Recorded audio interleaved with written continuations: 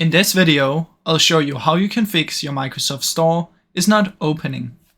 The first thing you want to do is come here and search for run, type in ws-reset.exe, and this is just going to reset your Microsoft Store. So check if it works after this, and if it's still not working, you can search back for Microsoft Store, right click and go to App Settings. In here you want to press Terminate, then press Repair and then press Reset. Once you've done all of this, it should hopefully work. But if it's still not working, you can come here and search for Services. In here, press C, click anywhere and press C. Look for Client License Service and double click.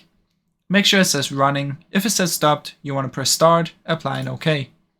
Then press M. Look for Microsoft Store Install Service. Double click, choose Automatic. Make sure this is running as well. And same as before, if it says stopped, you want to press Start, apply and OK. Once you've done this, you want to restart your PC and now it should hopefully work. Now, I really hope this video helped you. If it did, please leave a like and subscribe, as that helps me out a ton. Thank you so much for watching.